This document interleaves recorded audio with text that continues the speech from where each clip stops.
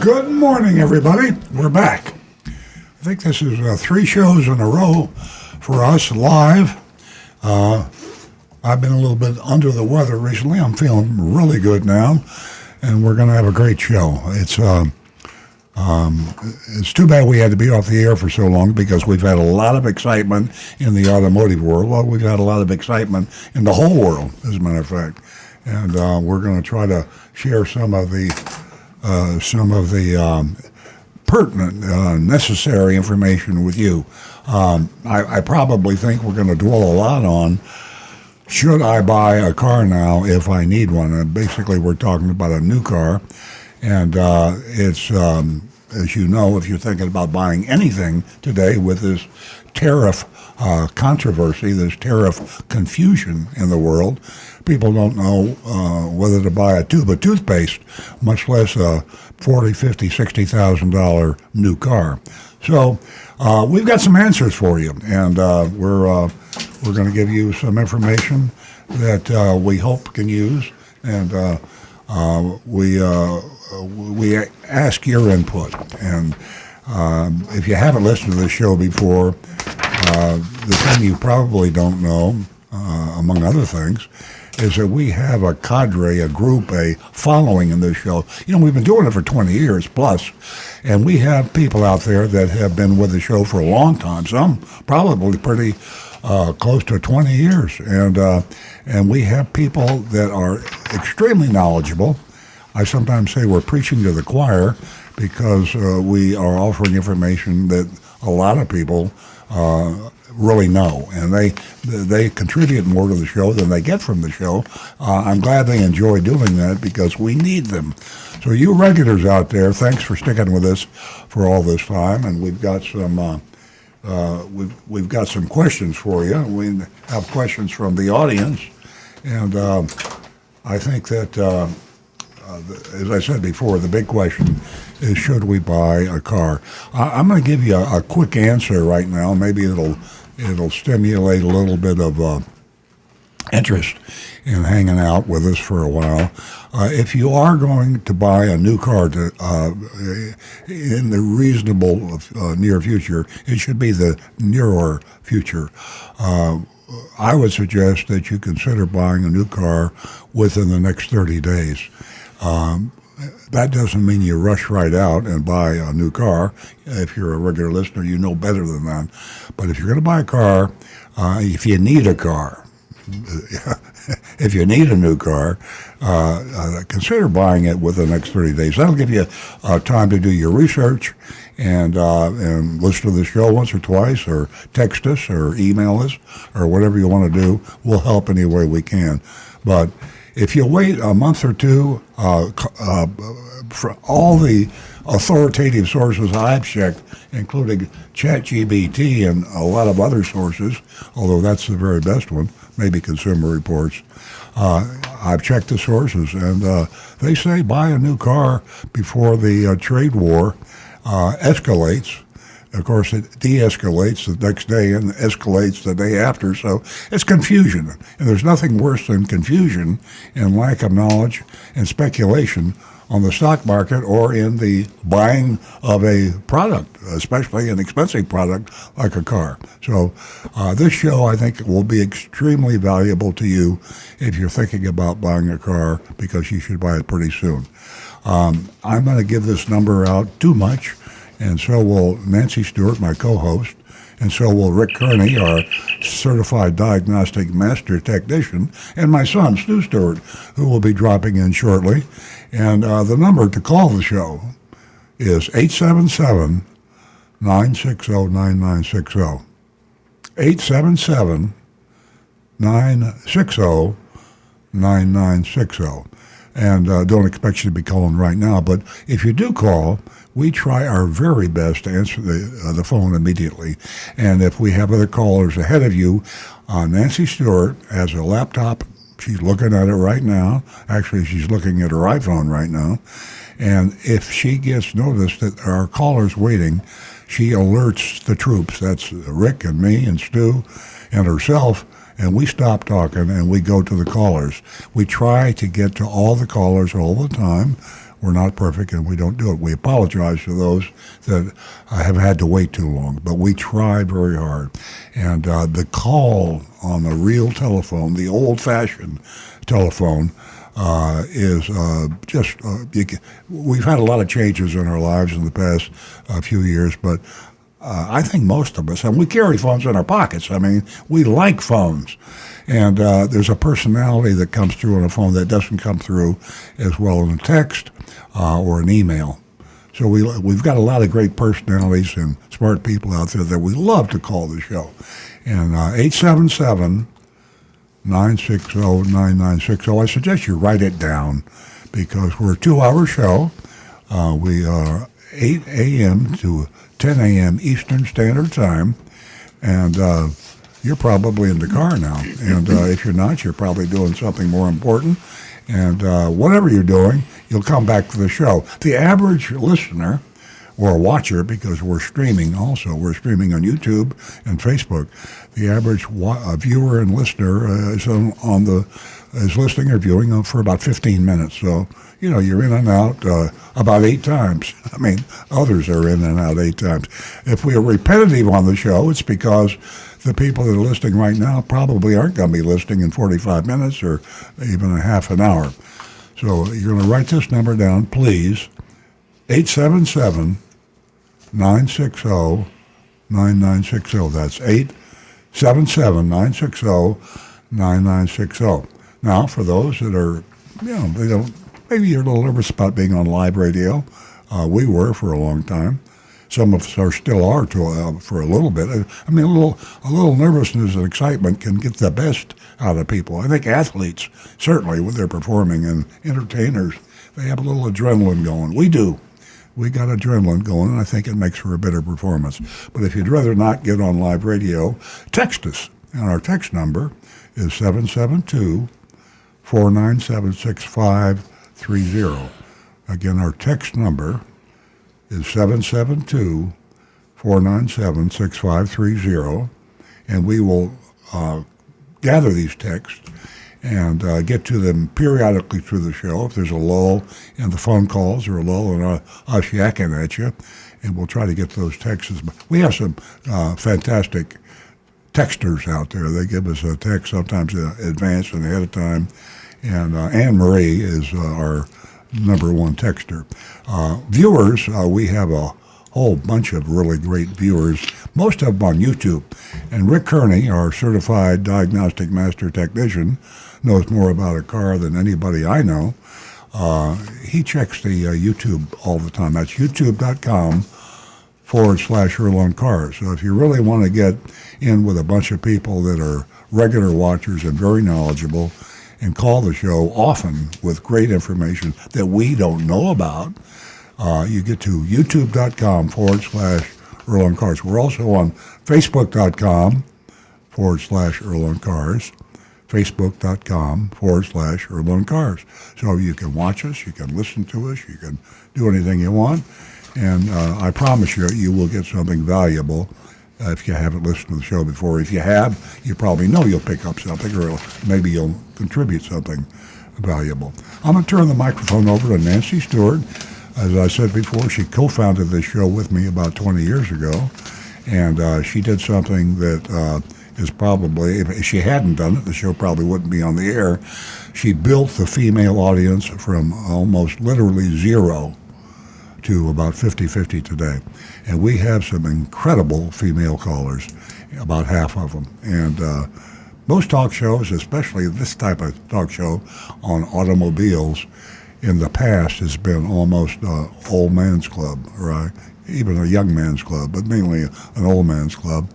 And now we have young, old, male, female, and the females, we can thank Nancy Stewart. She's going to tell you something that will make you understand why so many females are calling the show. She has a special offer that she'll pass along to you now. So, Nancy, the microphone is all yours. Good morning, everyone, and welcome. Welcome to Earl on Cars. I'm going to mention what Earl was talking about earlier, when to buy a vehicle. And, I'd like to ask the audience to join us this morning in giving us a call and let us know how you feel about the Amazon auto buying.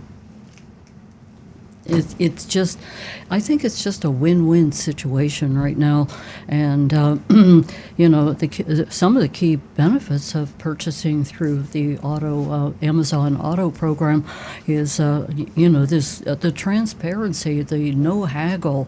There's so many. They're so seamless. What an online experience. It just cuts out the room for deception, and some of you guys know what I'm talking about. And right now they're selling Hyundais, but no other makes. But Nancy and I think that's going to spread, where they'll eventually sell all makes of new cars. But we'll find out. Yeah, I'm glad you mentioned the Hyundai. Also, another key bit of information is that. What was it? $2,300 for an Amazon. They offer you an Amazon gift card. 2,500. Is it 25? Okay, I have $2,300. That was probably my handwriting. Bad for handwriting, an Amazon gift card. So, anyway, but what you have to remember is that you can take advantage of that. Today's the 12th of April. You have until the 15th. Give us a call. Let us know if you would take advantage, if you're looking for, what they have to offer, which is the Hyundai. Another bit of information this morning is our dog of the week. We have Sapphire. Oh, what a pretty name. Sapphire's a female, and she's going to be with us later on in the show. What's that name again? Sapphire. Sapphire. Oh. Sapphire was the wife on Amos and Andy years ago, yeah. Our minds are still working. So much to look into, so much knowledge out there. But you know something? I want to tell you, I fact check everything now. I don't care where I am, ChatGPT or any other venue. So anyway, you can be in control right now. You don't have to fall victim to the tariffs, to everything that's changing. And how can you do that? Just do your homework, because as I always say, knowledge is power. Our number here is 877-960-9960, and you can text us at 772-497-6530. Don't forget your anonymous feedback. We love hearing from everyone who takes advantage of your anonymous feedback. Anything else I have to say? We'll discuss it later. We're going to go to the phones where, hold on. Can't go to the phones yet. $50 for the first two lady callers. $50 for the first two lady callers. And I have to tell you that it's really an important time to really know what you want to purchase before you go into the dealership, that you just, go to your PC and just absorb all of the knowledge and power that you can accumulate before making that decision, because there's more than just the bottom line, the cost of the car. What's it cost to keep that car on the road? There's so many questions. It's just amazing. We're going to go to Doug, and Doug is giving us a call from Boca. Good morning, Doug. Good morning. And Ella is a fan of your show, too. And I miss you guys in the morning and hope you come back soon. And I have a question. I have a friend that wants to purchase a car because his other car is a 4Runner, and it's got now 140,000 miles on it.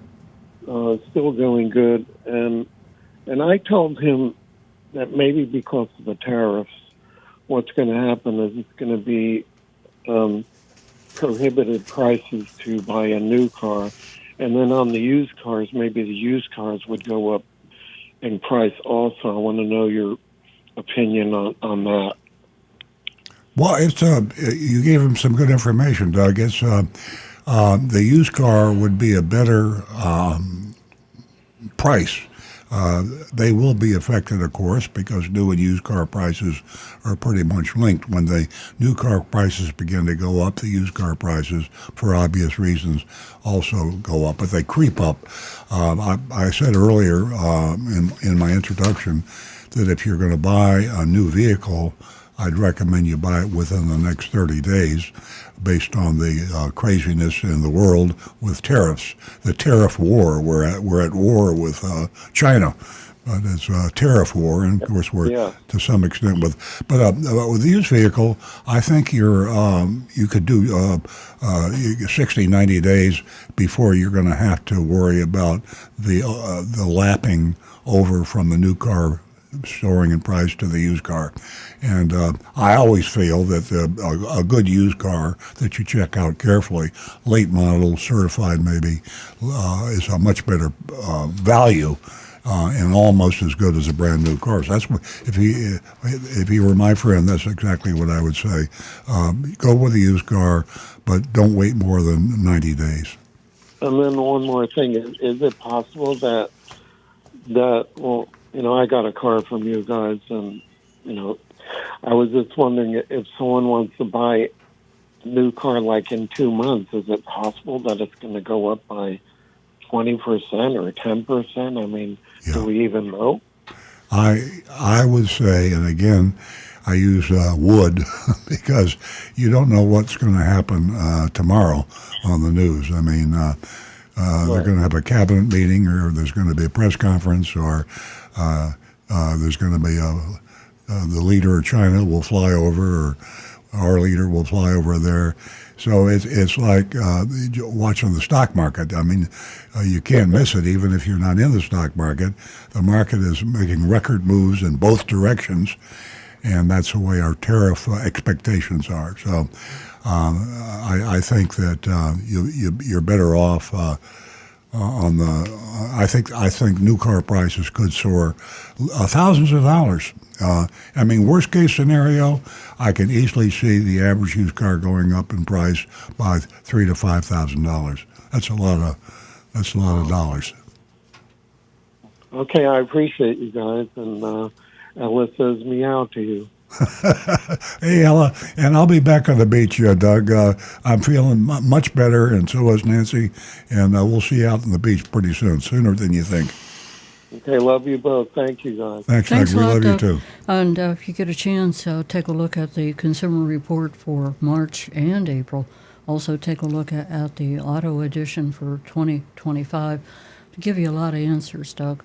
Our number here is 877-960-9960, and you can text us at 772-497-6530. More important right now is that you can go out and you can find yourself a mechanic. And a couple of weeks ago, I shared some information with all of you about the Gallup poll. And the Gallup poll, boy, I'll tell you what, they really gave mechanics. The survey that they did was amazing, and 33% of Americans rated the honesty and the ethics of the mechanics. And boy, I'll tell you what, they got some stars, about 5, as a matter of fact. So it's, you still got to keep your eyes open, do your homework. Yes, Rick? We're above the lobbyists. We're above the lobbyists. That's quite a statement. So anyway, that's good news. There's some good news out there, and you can also not be taken advantage of by these car dealers that are going to take advantage of the tariffs and everything in between. But you are still in control. Our number here is 877-960-9960, and you can text us at 772-497-6530. Back to the recovering car dealer. Well, my son Stu just walked in the door, and that's good because I was going to ask him a question. He charges he coordinates and interprets is a good word, the mystery shopping report. Right. And Yes, it's good term. I was thinking out loud, or actually to myself, we're talking about Amazon and the fact that they are offering a $2,500 gift incentive.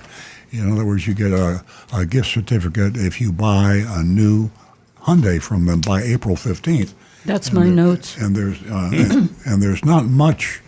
There's not much time left, as you know, and April 15th is almost upon us. And so it's a quick time. I'd normally never tell anybody to go out and buy a car within the next 3 days. But And if you can buy an electric EV Hyundai, yeah. you get a bunch of money coming. So here's a legitimate deal. This is the first of, we hope to be many. And so I was going to say to Stu, let's have Agent Lightning, if possible, actually buy a Hyundai. And we'll just have to figure out how to manipulate the $2,500 gift certificate, and we can work with Agent Lightning on that, and we will actually buy one. And as many cars as Agent Lightning buys, she might want to keep it. But if she doesn't, we will have, and we are a car dealership. We have a Hyundai. We have a Toyota dealership for many years, so we could sell that as a used car. And I think with the $2,500 off, we would treat the gift certificate as cash off because we buy so much from Amazon, the company, and personally, our families buy a lot from Amazon. So to me, it's just as good as a cash rebate. But we'll see how that goes. Amazon is offering a discounted price. They control the price. When you buy a car from Amazon, you don't have any junk fees. You don't have any dealer-installed accessories. The advertised price, I'll even finance the car for you. And the advertised price on Amazon is the price you pay. Right. The last time we delved into that, there were some problems. With a dealer. Yeah, it was Hyundai of Coconut Creek, I believe. Yeah, I Was think that you're the right. one? I think you're right. And it might have been, I'll reread the report, but I think it might have been like the first days of it, or maybe they just got on it, and nobody really seemed to know. It was similar to a Costco experience where like, well, what's the Amazon price? And they said, well, we'll match it. And well, if you're going to buy a car and 3 days is a quick time to make your mind up about Hyundai. Hyundai builds good cars, and if you check Consumer Reports and you get some good information on the vehicle that would be best for you, quality, safety, etc., I would feel comfortable about going and buying a Hyundai. Right now, there's probably a handful of people listening that are going to buy a Hyundai anyway. Yeah, well, don't wait 4 days because you won't get the $2,500. Do it now. Yeah, do it now. And we will do a shopping report, we hope, and we will see. We will try to do it the right way by nailing Amazon down for what the price should be, the out-the-door price. And we got to do this on by Tuesday. By Tuesday, yeah. Yeah, No problem. Tuesday, April 15th, and that is a $2,300 gift card. Okay, I think it's $2,500. You could take... It's not. It's 23. Okay. That's a strange number. Yeah, that is a strange number. Yeah. I confirmed all It would my normally sources. be easy to correct if I had been giving out the wrong numbers so many times. So, Hey, yeah, 2,300 is it? 2,500 sounds better, Yeah. but I guess Yeah, and also, you can take advantage of not only the $2,300 gift card, but the incentives. There's so many reasons to go to the Amazon, auto buying. Because it's just a win-win situation if you're looking for a Hyundai. So that's all I have to say about the gift card. Back to the recovering car dealer. Okay. Our number, you'll hear it more than you want to hear because we have a special preference for you callers out there. And our new callers we love. Nancy just mentioned to the audience that if you are a female and you haven't called the show before, then if you do call the show, we're going to send you $50. Nancy personally will write the check out and personally mail it to you. And if you haven't called the show before and you're female, you can pick up $50. Give it to charity if you don't need $50. Yeah. Most of us do need $50, or give it to your granddaughter or Rick. Rick wants to say, give it to me, right? No, no, no. Hey, why not? But Big dog. I just, playing around here, I went on Amazon and I put in a search for a 25 Hyundai Santa Cruz. And I noticed something. They list the price on each one. And then it says, like this particular one, an XRT, it's located at Coconut Creek Hyundai. And it says $41,212, excluding government fees, taxes, and $958 in dealer fees. And as I'm looking through the various cars, each one shows how much the dealer fee is that's added on. Like here's one for Brayman Hyundai down in Miami that's $1,823.50 in dealer fees. And another one like in Deerfield that's $1,018 Well, in this is dealer just like fees. this is Those just are pretty like, prominent. I'm sorry. Those are pretty prominent, right? Is it like plus? It's literally here's the price, and right It underneath it, sounds like they're trying to comply with state laws because They're- they're trying to get that up in their like immediate disclosure, same size. yeah, they're immediately and- saying, Yeah, this is like Immediate Costco. disclosure. This is like Costco. Yeah. And we have this discussion every time we talk about Costco. But the point is, there's nothing wrong with a dealer fee. Yeah. There's nothing wrong with a junk fee. And this is something that's hard for people to understand. The threat of a junk fee or a dealer fee or whatever you want to call it is when they sneak it in on you after they advertise a price that includes the dealer fee. So you'll find these when they're forced to publish on Amazon their dealer fee, they have to adjust the price if they want to. If they don't want to sell any cars, then they don't have to adjust the price. But if they want to be Right. competitive, and if you're on Amazon, what's the point of going on Amazon if you're not going to be competitive? And they therefore will say, add this dealer fee. Right. The point I was Yeah. trying to make. I think we all understand that. Well, not our audience, though. It- I it's know. just I know. very I think you're telling Rick transparent. that. I'm just kidding. I said the Amazon has to, despite what Hyundai of Coconut Creek wants to do, they have to abide by the law. Yeah. And so they're abiding by the law Exactly, in yeah. Florida, and then whatever state you pull it up in, it's going to abide by that law. Exactly. I just thought that was pretty cool. Yeah. that No, there I it is. think that- Yeah, I knew that was your point. You know, It's- I think the times are changing. Did you ever think that you'd be pulling up something like that a year ago, 2 years ago? No, but I mean, that's it's so just- easy to yeah, compare it's just the amazing. different ones that And way. Like you said, you know, they don't want to break the law, so they're going to get the customer in whatever way they can, you know, by posting that. Yeah, Costco really could learn from Amazon because Costco is allowing the dealers to put this information on a members only kind of a price sheet. And so they go through the Costco program and prices aren't discussed at all. Then they go into the dealership to say, I'm a Costco member. And if they're lucky, they get an honest salesperson that introduces them to the printed price sheet by Costco.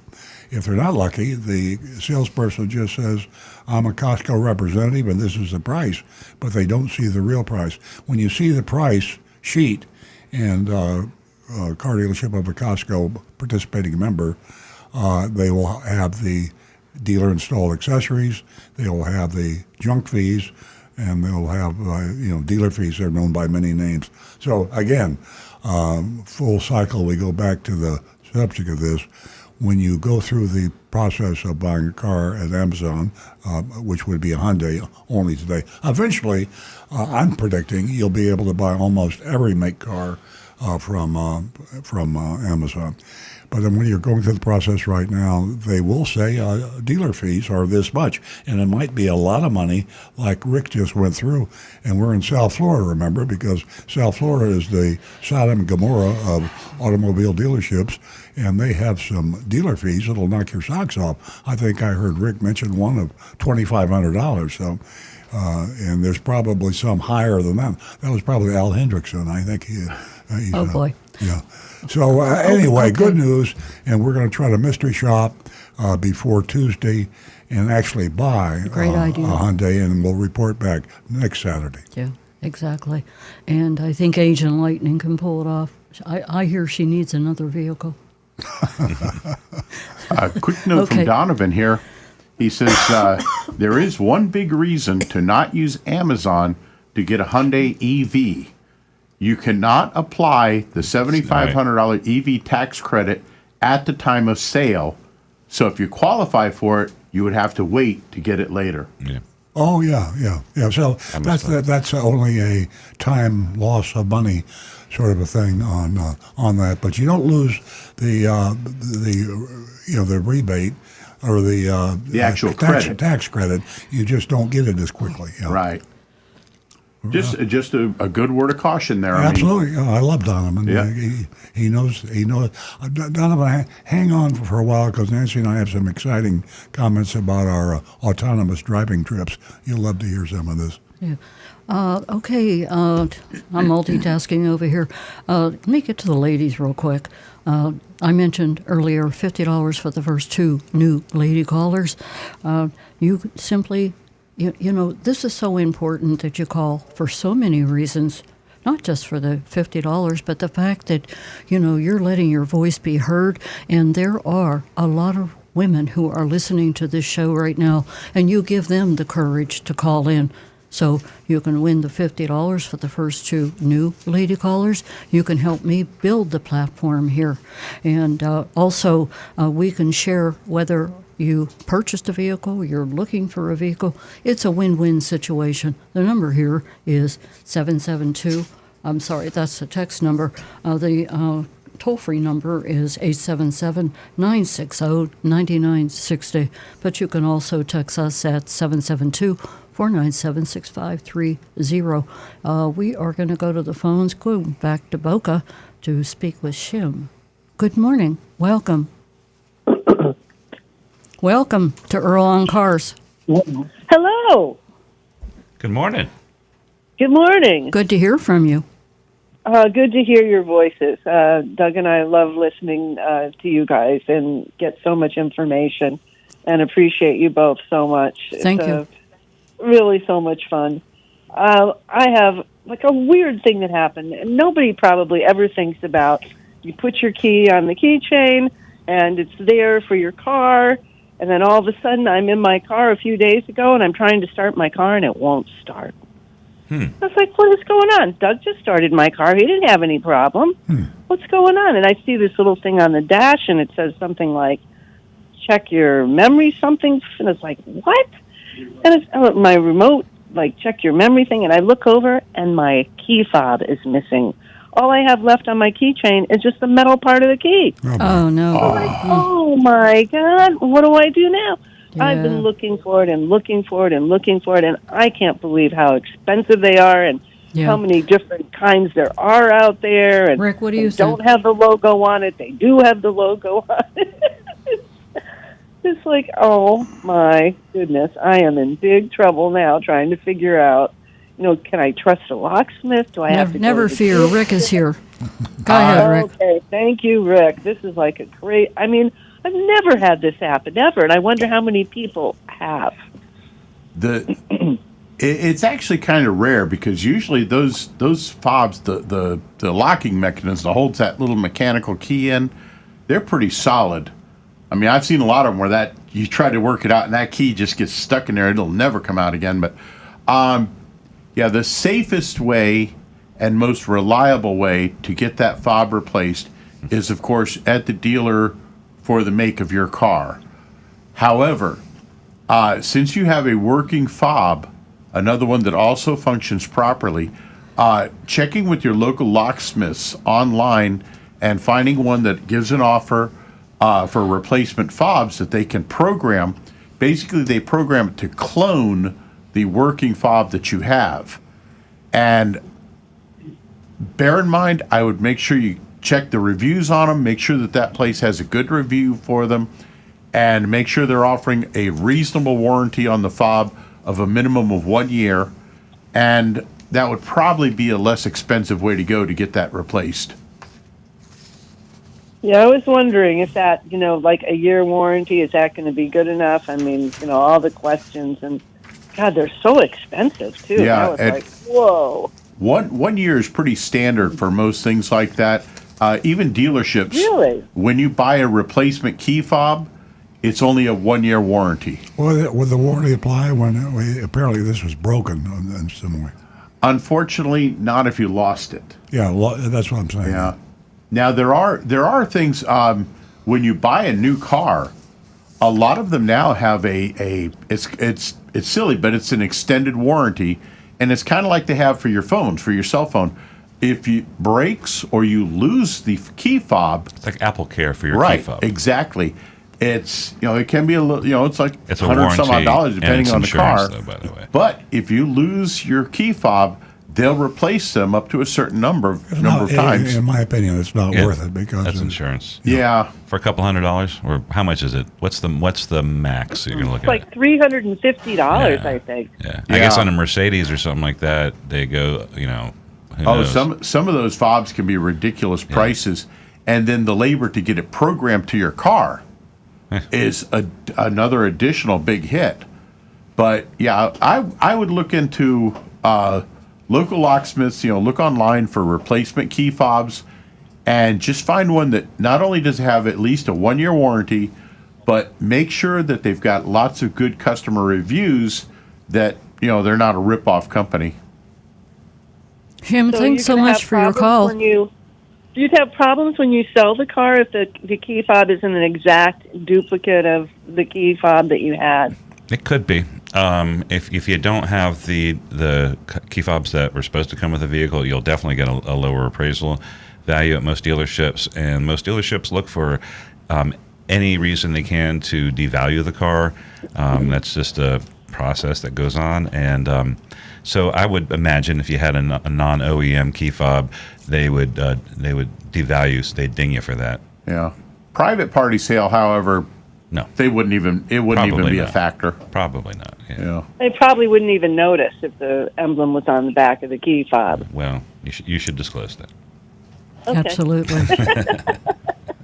Thank you for all that information. You're welcome, Jim. Certainly. Have a wonderful weekend, and thank you You have for a tuning wonderful in. weekend, too. Thank Our- you so much. Our number here Hi. is 877-960-9960, and you can text us at 772-497-6530. And don't forget your anonymous feedback. .com. And, I can't advise this any stronger than now. And it's they talk about watching your spending, doing your homework if you do want to purchase a vehicle. We mentioned Amazon that you can auto program that you can take advantage of. So there's a lot of positive out there. We just have to do the, power and knowledge and power. It all comes together. So right now we have a lull on the phones. So we're going to go to the texts, and then we're going to shoot over to Rick. Good morning, Stu. How are Good you? morning. I'm doing great. You're seeing I came look in from great. Well, I came from New York last night. Had a day trip up there, and this is what it looks like when I'm reading a book on my patio. So I didn't have the laundry done. I came back, so casual Stu. Oh, good. Thanks very much. Oh, well, it's very fitting. Yeah, folks, you can't tell it, but because of the angle, he's not wearing pants today. Yeah, this is what I wear out when I'm reading a book on my patio. When it's nice and cool out. We're going to go to the texts, and most likely Anne Marie, would you say? Was that a... Rick's jumping over that right now, but Anne-Marie always deserves the honor of the. Yes, of thank the you, first Anne text. Marie, for weekend. We You got are it? out. You got it? I don't have it up. Oh, thank you, Rick. Well, this is from Anne-Marie, like we just said. Good morning. American car dealers have a reputation that's not good. You often call South Florida the Sodom and Gomorrah of car dealers behaving badly. Agent Lightning's experiences usually supports that observation. But sometimes she encounters the all-too-rare dealership that's honest and provides great customer service. Usually mom-and-pop dealerships in small towns. It's true. I was wondering, do you know or have you ever heard of how car dealers behave in other countries behave? And two, if so, are they more customer friendly and customer oriented, or bottom line, no holds barred, or bottom line oriented? Well, I know that you had some conversations with a dealer in Australia a long time ago that stumbled upon us, maybe through the radio show or the book. Yeah, they actually listened. Yeah. Yeah, and you had some conversations a long time ago with him. I don't remember what it was like, but I do remember he was very interested in the way that we did business. And I don't remember if it was because it was like the way that he did it in Australia or very different. There were some similarities, and you've been in Japan several times, and I think you see how the Japanese totally different sort of a environment. You can elaborate on this too, but my general answer is that there's no other country that abuses customers and takes advantage of them like the United States, even Canada, and I've got some good experience with Canadian dealers, well, not just because we're right next to Canada, although they might even be a state soon. That's tongue in cheek. I don't think that's going to happen, but we have a lot of Canadian students that come down to attend Northwood University. Northwood University is the college for car dealers. Although, in my opinion, most car dealers didn't go to college, but they do have car dealers' sons go to college, and I was an advisor at Northwood University, and I used to interview young men that were in, occasionally a woman, that wanted to be a car dealer. And a lot of them were Canadian because Canada doesn't have a car dealership university. So from what I learned from the way their fathers and their family operated, Canada is a better place to be treated. But there's definitely not a... I think in general, it's way more varied, I guess, in the United States. But in general, it's more aggressive and more pressure than anywhere else in the world, I think. And more sophisticated pressure there, where car dealerships are sneakier. We're really good at being sneaky. Right, and appearing to be customer friendly. I just remember in Japan, it was, and this is just part of the Japanese culture, it was all based on respect. So culture. You can't do that. It would be a sign of disrespect to lie to somebody. And not to say it doesn't happen, but that would be I think the anomaly. Yeah. Exactly. Yeah. So. In Europe, it was strange. I know in England, outside of London, you drive by a bunch of dealerships as you're going into town. Didn't visit any. They look like American car dealerships, with big glass, fronts, and but I didn't go inside. But the Brits are quite polite. Yeah. China's so probably pretty honest, because if you cheat, you get shot or something. Where? Like that. China. In China? Oh yeah, probably. That's you got to toe the line there. What does their storefronts look like? Is it more or less like a cookie cutter? Where? For all of the dealerships in Japan? In Japan, I only went to one dealership, but I also know that I think like door-to-door or like home sales are also popular there. I don't know if it's the mode. And they don't have big showrooms, do they? No, it reminded me of? It reminded me of like maybe your old Pontiac dealership. Yeah. Really? It was small, where it sat on like one block or a small block. Yeah. And it was two-story?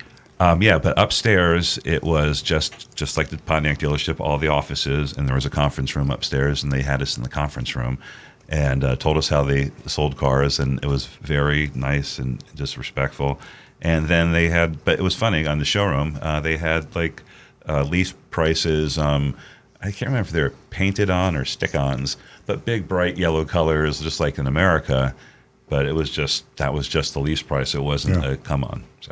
So from out on the street, was it just a plate glass front? Yeah. Where you could see right in, and you could see the new cars? Yeah.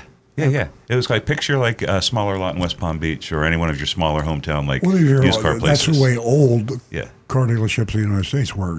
They had flags strung and lights, just like the old dealerships, No. like the little triangle flags going along And between you were poles. just there. Oh, no, about that was 8 months ago or no, a year. No. This is quite a while. I haven't been there. Oh, don't tell me that.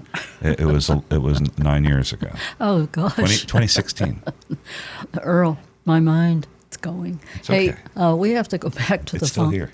Pardon me. It's still here. Thank you for that reassurance.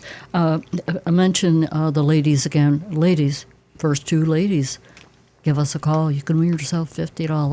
$50 for the first two lady callers. 877-960-9960. That's 877-960-9960. I have a question for everyone. I haven't heard anything too much about the tariffs, but tell me, are you considering purchasing a vehicle? And do you want to learn how to avoid, if you possibly can, all of these hikes that are going to, take place very soon in 30 days, we mentioned earlier? Give us a call. We'd like to talk to you. 877-960-9960. We're going to go to Howard, who's holding, and he's a regular caller from Jupiter. Good morning, Howard. Good morning. I hope you all are well. It's a beautiful day today. And I have a question concerning the maintenance sign that goes on. It tells you need maintenance, and it blocks certain features on On the screen. on the screen, right. So my question is, I can't get into the dealership because I'm not around now. I'm in Miami, and I won't be able to get back until maybe 200 miles past my due date. So is that going to be a problem? I am, Howard, I cannot wait to hear the answer to this right now because I'm past my maintenance, right? And Yeah. and every time you get on it, it says maintenance required, and the little back button, you can clear it, but then it pops up again. Rick, can you stop that without getting the car maintained? Well, what's going to happen is within the next 100 miles, your car is going to completely shut down on the highway. He's lying. In the rain, and activate the ejector seat, which will fling you out of the car violently. No, I'm just totally I kidding knew he here. was lying. There are two ways that maintenance reminder is going to come up. One of them is just a simple, the old-fashioned idiot light that shows up on The answer is no, you can't. I'm waiting. Is that the answer? Well, I'm sorry. Wait. Rick's like a politician. Well, you've got the simple idiot light that comes up, Right. Time. where it just lights up. Right. And that one normally is turned off by using the trip meter button, the trip odometer button. And different models have different ways that you have to manipulate it. Right. But yeah, you can. It's in the but owner's I think manual. Howard has the multi-information display on the left side of his screen. That Right. it's Now like that's a the pop-up second window. one, and it's Yeah. still going to pop up that same way. And you can still turn that off. As a matter of fact, you can simply hit your back button, and it will revert back to the normal And message. it doesn't pop up again? No, it pops Right. back up It'll again. pop back as soon up as you next start time the you car. start the Well, car. that's my point. Yeah. But the way to turn it off for 5,000 miles or reset the clock, basically, is in most of our cars, you would set your trip meter to trip A, turn the ignition off, and if you have a push start or key start, it's going to be the same way. You'll press and hold the trip button and either turn the key just to the accessory position or keep your foot off the brake Right, and then and the push button. that button once, then twice, while holding that trip button in, and you'll normally see like a little animation as it does its reset. And basically what you're doing is you're simply resetting that timer clock to give you another 5,000 miles until that light comes on again. But And only if on, anybody, only on the trip. And if anybody can call back in and repeat what Rick just said, We'll give you we're gonna $50. send- We're going to send you $50. Yeah. Hey, real quick though, so that's it. So I mean, if you flip back over off the trip meter to the regular odometer, And if will you- it pop back on? And if you repeat what Stu said, we're going to give you another $50. I'm just asking a question. I'm trying to Okay, so figure this out. here's the true Okay, simple guys. answer. We beat that to I death. think that he's right. He hit the buzzer on that one. Sit in your car, go on YouTube, bring up your car. It'll show you a video. Perfect. That's and a good you'll idea. follow it to reset that Right, meter. and it might even be a video of Jonathan, Rick. the injector. Hey, let's do a video of that. Injector. Okay, can I go to a Toyota place in Miami? Would they do that for me? They'll do a lot of things to you. Yeah, I know. No, seriously. But we're talking legal. Yeah, you can go. You can do that, Howard. But you're risking again. These Miami dealers. Yeah. You don't know what you're going to hear. You might hear that a good thing you just came in because your car is going to roll over and play dead in the next 6 days. Like Rick said. And like Rick said, and it's going to cost you $4,111.19 to prevent that from happening. It's dangerous to drive your car home. I exaggerate, obviously, to make a point, but I know. I would leave the light on because you can't figure out how to turn it off. And I would go back to the dealer that you trusted and have them check it out for you. The odds are 9 out of 10, or probably 95 out of 100, that there's nothing serious wrong. Yeah. And unless you're Right. You just got to, I think, just suffer with it like I do until it's time to get the maintenance. I do it now as soon as I sit in the car. Now, this is crazy. Y'all think I'm crazy because I go to a service department every single day, a Toyota service department. But it just doesn't always work with my schedule. So sometimes I forget. But it's on there. Everything. You just hit the back button, Howard, and it's good until you stop, and then What do you mean the back button? What's the back So button? on the left side where you see that says maintenance required, Yeah. and there's a little symbol that it looks like a little U-turn, an arrow. It looks like a U-turn. Yeah. Okay, so on the steering wheel there is a matching arrow. If you hit that Oh, I got it. yeah, it clears it away. Yeah. And it'll stay very off good. until you start the car again, but that's a temporary and so after fix. you leave Walgreens, it comes back. Exactly. As soon as you get back in the car. Howard, I hope we were able to Entertain help you this morning. Yeah, I think you did, and I think I'll look at the manual because the manual has the instructions. Yeah, that's a good idea. I'm a little lazy, but I saw it once and I looked at it and it was a little confusing. But I think you straightened me out. Did you say you saw it once? I saw it once in the manual. Right. And you never wanted to open it up again. Yeah, it's, You're not any different hit than on anyone one of else, the- Howard. Howard, But we have some calls. Yes, sir. you hit on one of the really terrible things that manufacturers do. They worry people. You're a smart guy, and you're right to be worried. And if you're on the Pennsylvania Turnpike at 2 o'clock in the morning on a Sunday, you have a right to be terrified. The red light comes on. You don't know what it is. They give you a code, and do you pull over and check into a motel, and you're on your way to pick up your lottery ticket? The point is, they could very easily say, urgent, see your dealer immediately, or not urgent, see your dealer within 30 days. But they don't do that because they just don't care about their customers the way they should. And that's my opinion. Okay, I'm taking up too much of your time. Have a good rest of the day, and I'll talk to you next week. Thanks, Howard. Thanks, Howard. Okay, we're going to go to Steve. Thanks for holding, Steve. Welcome. Welcome back. Hi, how are you? We're well, thank you. Okay, I've got two things I want to ask. I called last week about the cleaning of the lenses, and I was wondering whether any of you tried my method of spraying the lenses with mosquito repellent to clean them, or if any of your listeners have tried that.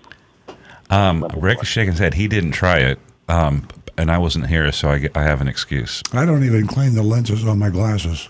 Oh my God, the lenses on my car are still crystal clear. So you're using Now it's been Rain-X. over a month. No, I'm using Repel insect spray. Insect repellent.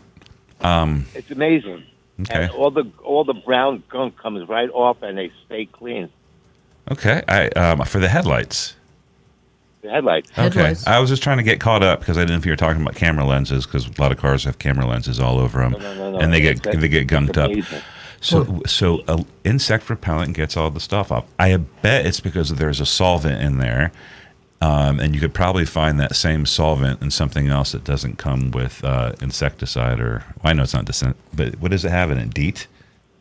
I guess so. Yeah, it's probably like the alcohol or some other solvent that they use to put the the insect repellent so you can spray it onto something. Yeah. So it works. It sounds like it works. Pretty cool. What was the It other works. So Yeah. I was wondering. product last week we were talking about? I don't. Well, Avon? we're going to keep our ears open. I'm sure anybody who tried it will call in or text in if they're listening now.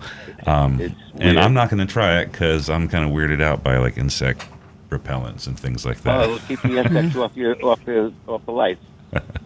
But yeah, that sounds cheaper than taking it into a service department and having the big old buff job on it. I tried it. Yeah, you know, I'm gonna when we get off the call, I'm gonna look up on ChatGPT and see what it says about that. It does work. Now the next question is, why do I keep having my gas cap light on? A gas cap light on it saying that the door is open or the gas cap. I changed the gas cap. Well, I'll tell you, And Steve, how many times I went through that. And at that time, you know, I'd get out of the car and just go over to the gas tank and take the, lid and the cover and make sure it was tight. And I'm sure that Rick has given it a lot of, advice. Right? I would be I just can't concerned. get rid of it. Well, Earl got ahead of me on the ChatGPT, so we're surprised at the result, and this seems very credible here. It says it doesn't recommend using that. So even the that solvent that's probably getting off the yellow and the stuff, that might clear it off, but the DEET is not recommended because it will damage the plastic over time. It says it can actually break down the polycarbonate surface of headlight lenses, and it means it can degrade faster, and also it removes any UV protective coating that the manufacturers applied to it.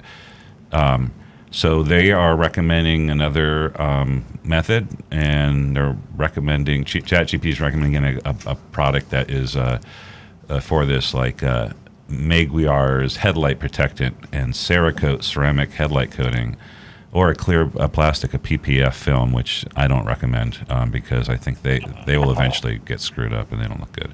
But I think this one time you're going to be fine. I just think what they're going to say is repeated use. Over long, you might have more problems. As long as it's lasted a month so far. As long as you get it before you sell it, right? That's it. Just kidding. Now, again, with gas cap, why is the gas cap That's a why Rick it keep question. going on? It's reading gas light on the dash. Well, what car are you driving? It's a 2008 Town and Country.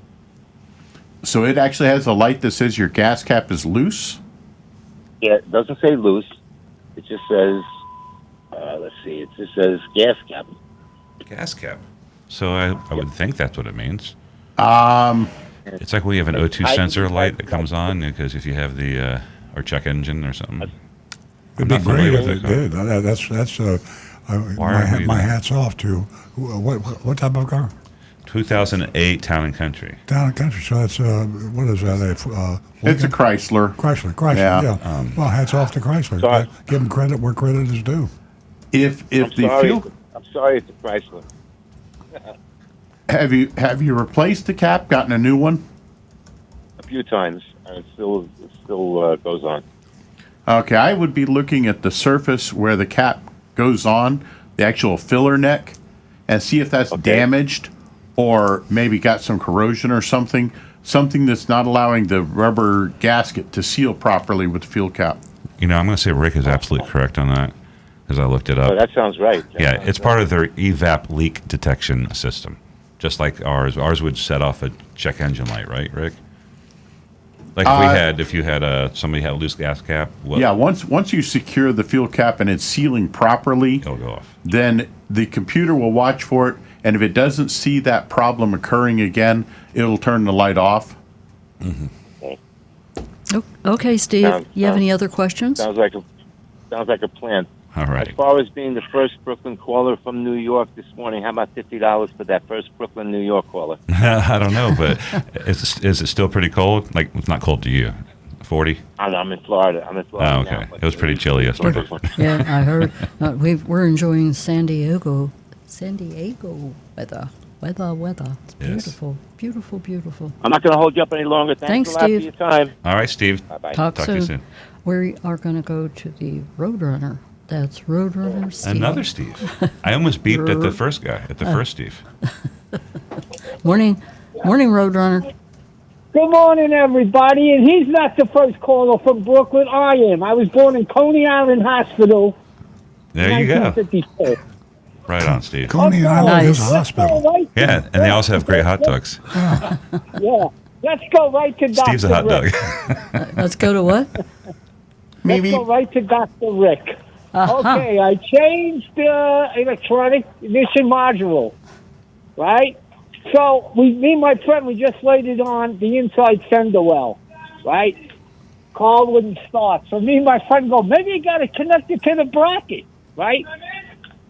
We connected to the bracket, the car starts. Someone's right calling you. Yeah, and Get in here, Steve. Are you Now on the here's- phone with that car dealer again? here's another no, recommendation. Get out of the bathroom, Steve. What? I'm just kidding. I said, get out of the bathroom, Steve. No, I'm outside by my storage unit. Steve. So the car started right up, and then I went over a bumpy road to make sure it was not a non-negative problem. So the car is running great now, and it only cost me $67. Okay, spend That's spend all. another $10 or $15 at the most. Take a wire with a couple of simple eye loops on it, and Yeah. connect it to the bolt where it's mounted to the fender, and run Right. that to either another good ground source or run it to the negative side of your battery if it reaches close enough there, and give yourself a redundant ground source for that unit, and you'll thank me Right. later. Okay, because I touched it, I didn't get no shock, so I was happy. Yeah, you won't on the negative side. Congratulations. You'll never feel a shock always on a the good negative thing. side. And if you ask your wife to here do we it, go. you won't feel a I shock was either. up at Nissan yesterday with my friend. So that Nissan on Lake Worth Road, they sold out to Kraus Auto Group. Kraus? Yeah, that's what Kraus? the I've guy never said. heard of them. Nashville? I have no idea. Oh. But they're still keeping the store on 441, the main one. Well, we might have to Yeah. sneak down there someday. Yes. Also, I was looking at the Maroni label. 2 cars had it on the window. The other 2 couldn't even find them. They're just gone. So I'm looking at the Maroni label. You know, they got that $3,000 thing where they charge you for the addendum. the platinum service and all that stuff. So I'm Yeah. reading it down there. Yeah, of course they brought up headlights. Oh, you can get 3 headlight cleanings, and here was the other one. And they Then use etching numbers, Deep Woods off. right? Yeah, right. But they want to charge you for the window VIN etching number. Oh, that's old school. Yeah, in New York, I had it done at the police station for nothing. That's true. Yeah, didn't know- I remember that. That was a long time Yeah. ago. But you didn't I get the didn't know they insurance with still it. do that. You didn't get $500 if they $5,000 if they never found your car. Well, I'd rather go for the 45,000 if they never you go. found my car. Right. But yeah, they don't do that down here no more. They do. People still sell etch, and it's kind of strange. I think we saw it on the mystery shopper report today. There was etch put on the car, pre-etched. You know, and it's actually not such a bad deal. It's just way overpriced. Think about it. If you're a professional car thief and you see 2 cars parked side by side, one has got the VIN number etched in the windows and the other doesn't, which one are you going to steal? The one without the edge. So it is somewhat of a deterrent. And then there was a fancy one that came along, and sometime about 20 years ago, and there are micro dots. And what it was they had a tiny pieces of plastic with an identification on it that you would just sprinkle out throughout your car, and it would just remain part of the car. I don't remember that. And is invisible to find. And even if you vacuumed the car and cleaned it, there would still be enough left, and you'd be able to prove it was your car. If you can find it. And I said, you know what? You can look at the VIN number too. No, I'm just kidding. Yeah.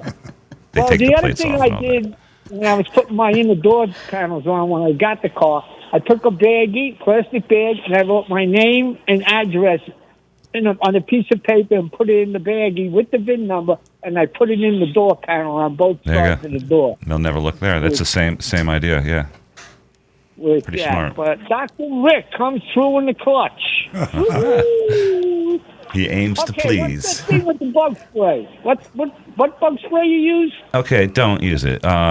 We have figured don't use the Steve, another Steve, also from Yeah, I Brooklyn. know. I started talking when you said that. Yeah, okay. No, he used some insect repellent, like Deep Woods Off or something, and could be another brand to clean the headlights. Then we looked it up, and it said the DEET that's in there will degrade the plastic. It's not a good idea, so don't. Yeah, you don't want to do use that. Use toothpaste. Okay, good. I'm just kidding. Okay, I took a picture of that car, but I'm gonna write it down Yeah, send it to me. because I use a cell phone, and I'll tell you what the $3,000 extra gets you for the platinum sale. Can't wait. Send it to me. Neither can I. I'm so excited. Ooh! All right, everybody, have a good and safe weekend. Stay healthy. Stay happy. Enjoy Steve. that pink moon. Be good, Steve. Thanks, Steve. Hey, I have a question. Since we went on the air at 8 a.m. this morning, how many times have we used ChatGPT? A bunch. Think about it. Now, Earl's been using it like every 30 seconds. He's fast. He's my Okay, twin brother. here's Now, a- he's We can my do the smart- math on that. my Here's some smart twin brother. interesting facts. As early as 2025, ChatGPT has experienced remarkable growth, solidifying its position as one of the most widely used A1 platforms globally. Yeah. It's amazing. And then they go on with some interesting numbers. Weekly active users, over 400 million worldwide as of February 2025, 300 million in 2024. But it's a small percentage. It sounds like a lot of people. I think it's like 6% or something like But that. they went into the paid subscribers of 15.5 million, Yeah. and the numbers just get higher and higher. It's interesting, a sign of the changing times. We are going to go to Bob, who's been holding from Lake Park. Good morning, Bob. Yo, Bob. How you doing? Good morning. Good morning, everyone. Welcome back, Stu. Thank you. Next week, Roadrunner was asking a question about crank windows. There is one vehicle that's still being sold that has a crank window. Do you know what it is? A Nissan Versa? A Fiat? Rick? No. I would guess maybe a Fiat. Are you go? A Jeep Wrangler. Figures. And this is the last year for the production. So after this year, there will be no more crank windows unless you go to Barrett Jackson. Right. There'll be plenty Classic, of vehicles yeah. there with crank. Interesting. Very interesting. But the That's woman a with good the one. I wouldn't have car- guessed that. I was thinking a tiny, like the cheap loss leader micro compact car that has nothing. I would guess it's probably on the Jeeps that have that easy remove door, There you go. because then you've got less wiring to try to connect, because those doors are meant to be Removed. where the average person can simply release a strap And take it off. and lift the door right off to set, to get rid of Okay. the doors. So if they're gonna get rid of the cranks and they're gonna go to power, how's they're gonna do that with removable doors? Same thing for removable tailgates. When you have a backup camera on that in the tailgate, is simply you disconnect the electric connector, and then they've got little so there's covers. there's a little work you got to do. Yes. Okay. Yeah. Now the woman with the key fob, my key fob broke also. The little silver clip on the end of it from the weight of the keys. I didn't lose my key fob. I re-glued. I used Gorilla Glue, glued it back together. But what you can do to prevent losing your key fob is something called an air tag. Yeah. I have air tags on everything. So does Earl. So Earl has it on his keys, his notebook, his wallet. What else? yeah, and then you. Anything I lose a lot. There's there's one stuck to Nancy's back.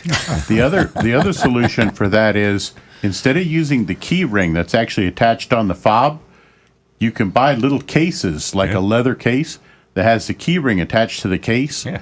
You can then have easy access to the buttons, and I'd bet some of those cases. Show him this, Rick. Yeah. Like this one has the air tag attached right on, but they also make leather cases the entire key fob goes inside the case to protect it. And then you've also got a spot where your AirTag can be attached into that case, so it's all one unit. Nice and simple. Pretty snazzy. Yeah, but Earl, the this is the almost problem is- foreign information because of what we drive. Isn't it amazing the advantages Right. of driving I mean, what we without a drive? key, right? I can't wait for problem that. is that's made in China, and you won't be able to get it. You're probably right. So, I have a question for Rick. My fuel vapor hose is setting off my check engine light. I replaced one. It lasted. I bought it off of Amazon. It was cheap. It lasted 9 months. They gave me my money back. So I bought one that was a little bit more expensive from the Parts Geek. That lasted 23 months. And now the check engine light is on again. The car runs fine. Should I change that thing again? It's an easy, Maybe it's something 20 else. minutes. It's right on top of the car. It's easy to change out. But it's the fuel vapor hose that has the solenoid. Yeah, Rick, answer that call for me. Remember, we have 5 callers waiting. Emissions issues are not a big problem in Florida because we don't have the emissions testing. But if you were going to sell the car, that would hurt you. So I would replace it then. But remember, anytime you're replacing those lines like that, put a little bit of lubricant on the O-rings. They'll seal better, and it'll make them last longer. Thanks, Rick. Okay. Thank you, Bob. Okay. All right. Have a great day. Thank you. We are going to go to Stephen. Good morning, Stephen. 3 Steves.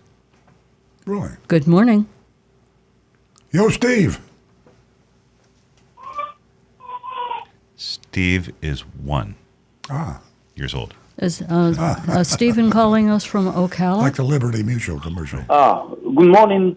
It's not Steve. It's Sydney. Hey, Sydney. Yeah, Sydney. It's How are you not doing Steve. this morning? I'm living life. All right. So are we. I have a question, a simple question to Wick.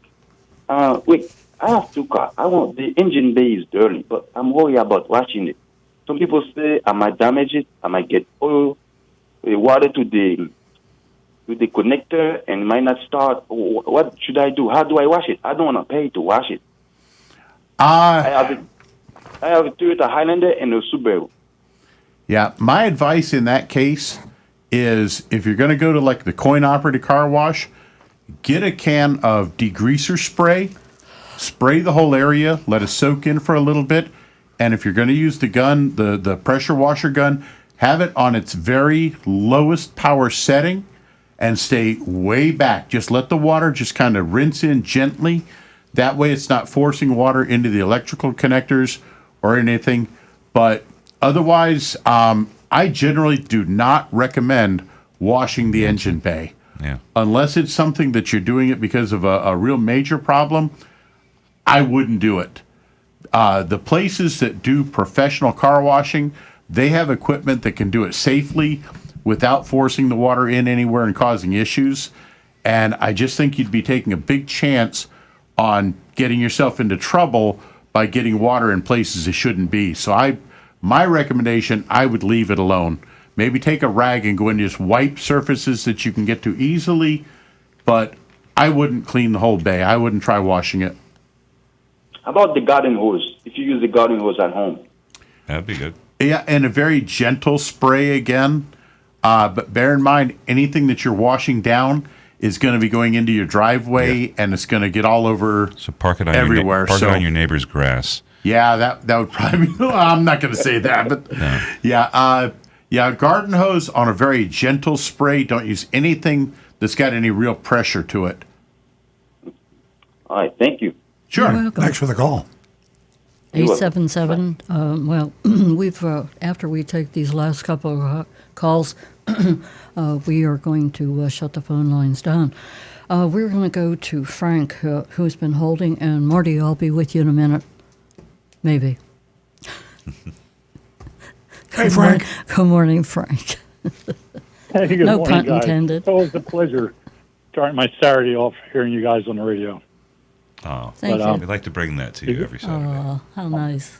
It was a really nice day, too, because I have every door and window open, letting the house get free air conditioning for a few hours Oh, yeah. and getting rid of the stale air. But about 10 days ago, maybe 11 days ago, I was at Costco doing some shopping, and I said, let me just pick up some toilet paper and other things I had. And I actually had 2 things of toilet paper. I said, we don't need all this stuff. I mean, So anyway, I didn't think about it. This goes to the terrorists. Well, I know. This is where it's coming in. Because I think with the people afraid to buy a car now or rushing to buy a car, just let things calm down. Well. So much for my thoughts. The other day, I went there with my wife when she had a day off, and there's not a roll of toilet paper left in Costco. It's like it looks like an empty. Oh my goodness, you can't find it. We're gonna have. Even if you go in the bathroom, you go in the bathrooms, the rolls are empty. They take it off the rolls in the bathroom. I mean, it's insane. Well, I'm exaggerating about that, but in any event. All right, I have a recommendation for you, and also for all of our listeners, and those of you in the studio with me this morning. During the pandemic, when you couldn't get toilet paper, we found a company online called Who Gives a Crap, and they make toilet paper, and it's a subscription, and it's made from bamboo. There's no difference from. It's not like you're taking a stick of bamboo. It's soft. It's very interesting. And we get a box, and it's timed like an Amazon subscription. And we've had this for forever, and we have a perfectly timed schedule, and it's great. So I've never had a problem getting it from them. So maybe I'll take a look at that. Well, Frank, thanks for calling Earl on toilet paper. Yes. Earl on Costco. We love hearing from you, Frank. Do you have any You'll have a good one. Thank you. No, I'll be short. I know you got 5 in line, so I'll be generous today and let them go. All right, thanks. Have a great weekend. We're going to go to Marty, who has faithfully been waiting. Good morning, Marty. Good morning. I got a couple things, not on toilet paper. How about Consumer Report? How about the 2025 Auto Edition? Do you have good news for me? Still waiting. Okay. So eventually, I'm sure it'll show up. Yes, absolutely. And that's for, I asked you that because of all the others that are listening right now that have not received their subscription. Yeah. First thing I wanted to say is I would not buy a Hyundai first from Amazon. I would go to a Hyundai dealer first and see if you're getting the right price. Because when I looked at the website, like Rick said, I mean, some of these dealerships got $1,800 dealer fees and everything else. So maybe the 3 days left to get to $2,300 maybe won't be worth it. Maybe you're going to end up paying more through Amazon than you would at the Hyundai dealer. Well, I don't totally disagree with you, Marty, but I would reverse your order of what you just recommended. I'd go to the Amazon first, and I would take my out-the-door price from Amazon to several Hyundai dealers and say, if you want to sell me the car, can you beat this price? And by the way, $2,300 worth of gift certificate from Amazon. So, yeah, the cool thing about Amazon is that not they're going to sell the car cheaper than everybody else, but they're going to give you a real out-the-door price, which is all a consumer can ask for. If you got a real out-the-door price, then you can shop and compare it. And the shopping and comparison is what allows you to get an even better price. Yeah. Well, I was just going by what their website showed. Yeah. That yeah. price. Well, I would their look website at that and make sure you're going to get something less. Because like Bremen in Miami has an $1,800 dealer fee thrown in there. Yeah, that's exactly right. Yeah, you'd have to take the out-the-door price from Amazon, which is posted right there, and then you deduct your $2,300 in gift certificate, and then you call 6-7 Hyundai dealers as far as you want to travel, and say, if you can give me out-the-door price below this, I'll come see you tomorrow. Yeah. Now my other suggestion is on my wife's CRV, the gas tank has no gas cap. So how do they do that it doesn't need gas caps, and all these other cars do? You think they would save money by everybody having no gas caps? Yeah, Ford tried that too, where it's a little flap that when you put the fuel nozzle in, it pushes that flap open. and lets you refuel the car, and then the flap closes and is supposed to seal up. Unfortunately, Ford found out after a very short time, those start to leak. And when it starts leaking, it's way more expensive to replace that flap assembly than it is to buy, well, a gasket. To give you a comparison, the Toyota fuel cap from the dealership, which is probably the most expensive way you could go to get a fuel cap for a Toyota, is like $35 to $40. And I'm sure right now they're going to be going up. They'll probably be $55 to $60 soon. But you could buy a replacement fuel cap that will work on your Toyota and seal it perfectly for like $20 at the local parts store. Those flip open little tab caps, I've seen those sold aftermarket where you can install the cap on your car, and it has the little flap that opens.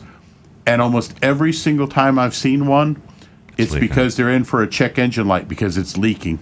And then you go, you throw that piece of crap out. Yeah. All right. Well, I'm just saying that's how the car came.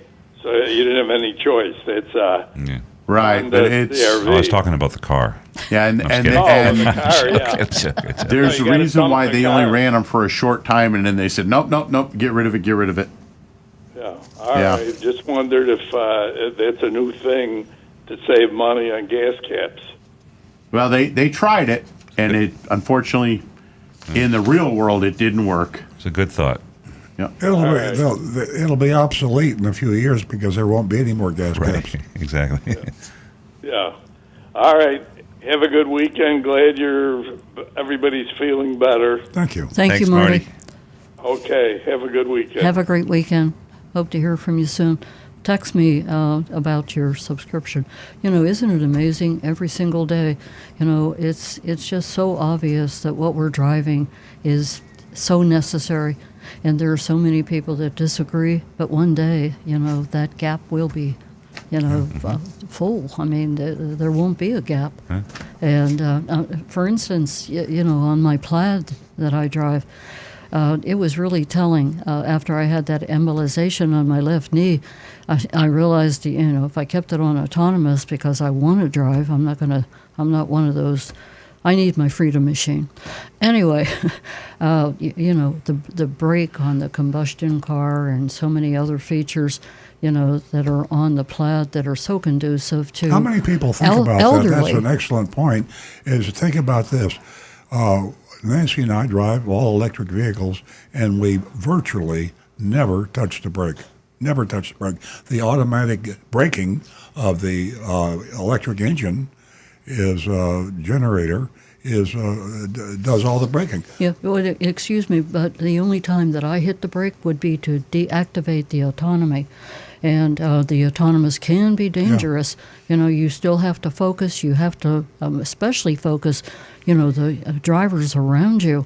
But it's just, you just can't give up focus because you'll be in big trouble. There's been there's been more than a few mistakes that my Plaid has made when I'm in autonomous. And I think Earl has me beat on the Cybertruck because it wants to go down, head south in a north lane for some reason. Get your adrenaline going. Right. Get to who? Keep you alive. Adrenaline. Yeah. So it's part of life. It's the joie de vivre. Vivre. Yeah, I can't speak French. We do that 24 hours a day, don't we? Adrenaline. Yes. Oh, I have 5 anonymous comments waiting. Oh, great. We're done with the phones. I thought you were saying hi to me. I was. And we have text messages. We have Rick here with some YouTube, and we have your anonymous feedback. Yeah.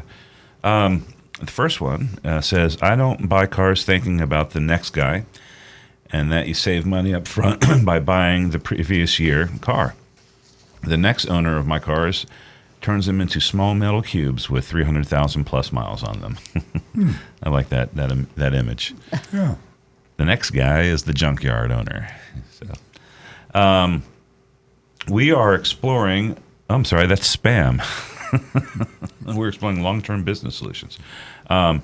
If service centers had their way, the only tools you would need is a cell phone and a credit card to maintain today's modern vehicles. Was that a topic last week? No, I don't think so. Okay. That'd be all right with me. Yeah, Just no, here's my phone. It's true. Yeah, I mean, It's pretty that's- handy. I mean, right now they're using a lot of technology like that in service departments where you can actually communicate with the technician and they can show you the picture. So if they're telling you, there's something broken on the car, you can just you sit there and you communicate on the phone and you see what the actual issue is. That's good. But yeah, things are changing in the service departments and everything with our cars. It's kind of strange. Everything, our lives are running through Nancy's cell phones. Plaid is 3 years old, and it's never been in to a Tesla service or any service. Well, actually, I take it back. Those are for It's repairs. been in to replace tires that I Burn out. ran over curbs with. Right. But there has been no maintenance required on the Right. Yeah. Yeah, all the maintenance are just updates on your computer, just improvements. That was a double one. So the last one, last anonymous feedback. Nissan hating their dealers makes no sense. The dealers all make money for the manufacturer. Am I missing something here? If John Dillinger worked for the dealers, he would make money for the manufacturer also. Right. I think Nissan hating like the manufacturer and the relationship with the dealers. Each manufacturer's thing is different. They have a different culture, and I would believe that they think that the aggressive posture they take with their dealers improves business. I don't think they're doing it to hurt themselves. So I think they feel that they get a tight leash on the dealer body, and they they call the shots. The big secret is, in my opinion, is the manufacturers hate the dealers. And the manufacturers are highly educated. They're very competent, most of them. Yeah, MBAs and engineers. Yeah, exactly. And they're a smart group. But the problem is their hands are tied by the dealers, thanks to the dealers' efforts at lobbying over many, many years, state laws that make them Superman. They cannot be hurt by the dealers. They have a contract. All dealers have a franchise agreement with the manufacturer.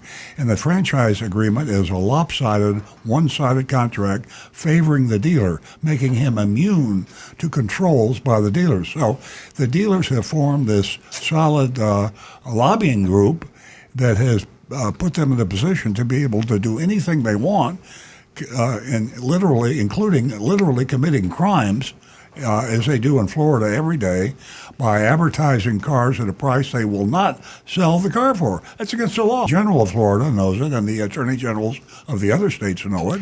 Who is the Attorney General of Florida? The manufacturers know it, and there's nothing they can do about it. So. Yeah, who is I don't even know who the Attorney General is. Yeah, I don't either. Nancy, do you remember the name of the current Attorney General? It's, I can name Pam She won't Bondi return any of my calls, and so I'm not giving her any type of exposure right now. Well, no, she's not even. She's in the Senate now. We got a new guy. Well, no, 2 years ago, Pam Bondi is the U.S. Attorney General. I know, right? I know. And then Ashley Moody is the senator, great state of Florida. Yeah. So we got somebody else in there. Yeah, they get promoted after they leave. They do a go to terrible job Washington, in Florida. D.C. They do a terrible job in Florida. They side with the dealers that are screwing the customers, and then they get promoted. I mean, or what can appointed. I tell you? She got appointed, by the governor to the Senate. So that's great. I'll look it up. Who It's another attractive woman, and I probably shouldn't have said that, but I did. Too late now. All right, you got some comments over there coming in on YouTube? Yeah. All right, let's get into it. Mark H. says, I want to see a cell phone mount and dismount a 35 series tire. Come on. I was being facetious. Well, what they will have is they'll have tires. Yeah, my robot will do it. That never fail. That or a robot. Yeah.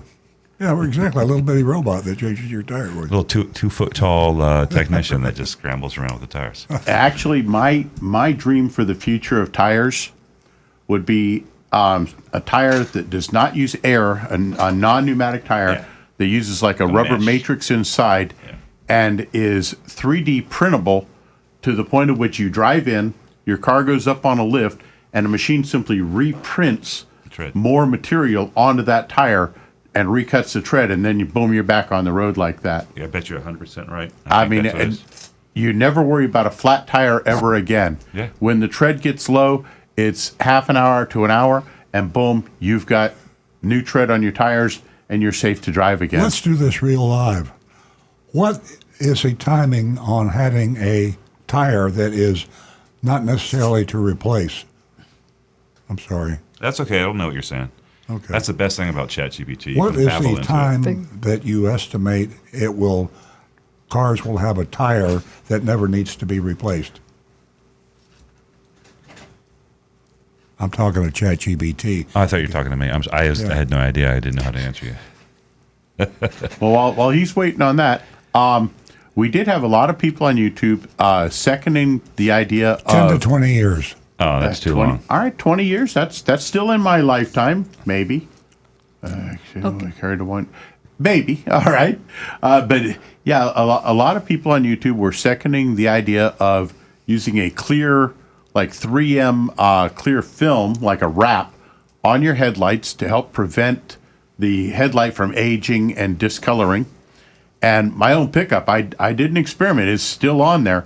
The passenger side is fogged over like you wouldn't believe. The driver's side is still probably 50% clear from a simple piece of 3M clear plastic that I put on there about 6 or 7 years ago. So, I mean, that works. Yeah. And even Donovan actually seconded the idea of ceramic coat, which is a ceramic coating, like for the ceramic on coating on paints to replace wax, and putting that on the headlights also extends the life of the headlight and prevents the UV from the sun from damaging that plastic and causing it to fog over like that. Well, I'll tell you, great information from Donovan and Rick. You know, we're going into a time squeeze right now, so I want to put everybody on notice. We need the mystery shopping report to get to. We have the dog of the week. So real quick, Stu, is there something you want to go to? There's something I want to say. Okay. And really quick, though. Michelin's coming out with a model called the Uptis. It's a non-pneumatic tire, and it's supposed to be coming out in the next year.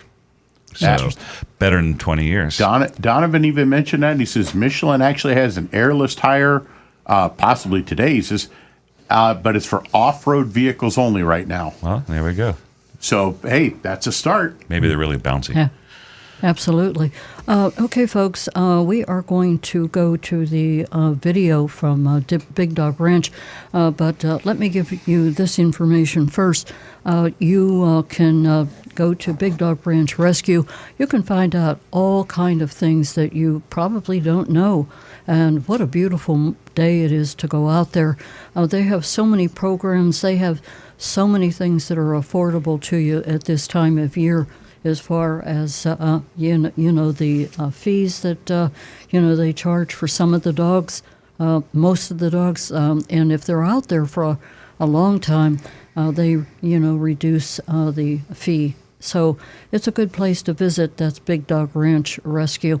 We have Sapphire, and she is a mixed breed. She's a female, 59 pounds, and she came in from the Bahamas, and she's dog selective. And she's dog selective. Dog selective. Dog selective. So I like that. Some dogs she's good with, some dogs she's not. Correct. Yeah, Okay. she's got a whole lot of energy, and she's okay, kind of on a leash, and she has had heartworm treatment, and there's just a whole lot of good things How old is she? about Sapphire. How old is she? Mm-hmm. She is 6. Yeah, 6 years old. she is 1 year, 10 months, and 6 days. She's a baby. She's still a baby. Yeah, she's very cute. big baby. Okay, let's take a look at the video. Hi, this is Sapphire from Big Dog Ranch Rescue. I'm Charlie Davino. She is a lovely little angel that just wants the attention of one human being. She loves to roll on her belly, get pets, all sorts of stuff like that. Absolutely lovely dog for a one-dog home that I think should get adopted very quickly. There you have it. Sapphire, she's really pretty. Yes, she is very pretty. So go to Big Dog Ranch for a lot of reasons. Like I said, you can take a look at what's going on out there, and you can also fill out a form for a background check. They do a background check. They just don't give the dogs out. And, you can pick up Earl's book, Confessions of a Recovering Car Dealer. And the book is $19.95, and all proceeds go to Big Dog Ranch. Correct. You have your book? Okay, there it is. Confessions of a Recovering Car Dealer. I would like to go to the mystery shop, and that is from Sunrise Ford. Very interesting to say the least about Sunrise Ford. You can vote at 772-497-6530. That's 772-497-6530. Now back to Earl. Sunrise Ford, by the way, is in Fort Pierce, Florida. And that's about, 50 miles north of us, or maybe 40? It takes about an hour or so to drive. Yeah. It's a little bigger than Stuart, Florida, which is immediately north. We do a lot of shops there, and this is up a little bit further on the east coast of Florida. And it's, of course, our pioneer, or actually not pioneer, but very experienced mystery shopper, Agent Lightning. And I'll read this report that's too comprised, translated into this format, and I will speak in the first person as if I were Agent Lightning. My family and I found a used 2023 Ford F-250 XLT with 23,000 miles for just $47,323 $47,323 online. This is a protocol you should follow, by the way. Check the online price first before you venture into a dealership, or call or email for that matter. So we decided to take a ride to check it out. Our son is home from out of town and looking to buy a truck to use for work. Well, we mentioned that, I think, last week. So here we are in a real format-like situation, going through the process, and you can learn from the experience as you listen to this report. We arrived mid-afternoon, walked around the lot until he found the truck we'd seen online. We waited about 10 minutes, and I went inside to find the salesperson. The front desk lady welcomed me and asked, "Is there anything I can help you with today?" I replied, "Yes, please. I'd like your best salesman for a pickup truck." She said, let me think. Then she got up out of her seat, walked over to a salesman at his desk. "Bill, are you busy?" she asked. A man lifted his head and said, "What's up?" And seeing me with her, smiled and asked, "How can I be of assistance today?" So far, so good. That was just me talking. I showed him my phone and said, "My son is interested in this truck. Would you be able to get the keys so he can drive it?" He stood up, looked at my phone for the details, and went to get the keys. Bill said he believed it was in the corner of the lot and pointed. I told him, my son and husband are over there, and they're looking at the car now. We walked toward them, and Bill tried unlocking the truck with the remote, but it wasn't working. The battery was dead. Now listen carefully. This is interesting. This is the beginning of some issues. Bill apologized, popped the hood, and went to get a battery charger. While he was gone, we looked at the Carfax report and noticed it had been in a minor accident. When we inspected the front lights, we saw one had been replaced and was sitting slightly lower than the other. And the thought went through my consumer mind, if I'm looking at the headlamps and one's lower than the other, it does tell me something's up with that car, man. It does tell me that there was an accident. It also tells me the repair was not. I would not. I'd say let's look at another. At that point, I'm like, let's move on. Right. So when my husband pointed it out, Bill said, "Well, if this were a poker match, I would have lost the first hand and laughed." That was good. Yeah. He got the truck jumped. Got the truck jumped. Had my son drive it to the front, so we could put a plate on it, and a license plate. While driving up, my son noticed the check engine light was on. We've talked about that on the show earlier a lot. Bill asked for his license and went inside to get the plate. Notice we said the check engine light was on. There was no information other than the check engine light was on. All four of us got in the truck, drove a few miles down US 1. Then Bill asked him to make a U-turn and head back to the dealership. Just before we got back, the truck stalled. It wouldn't restart. So 99.9% of the times, the check engine light isn't anything serious. Well, here we go. Something's going on here. There's a 1% popped up.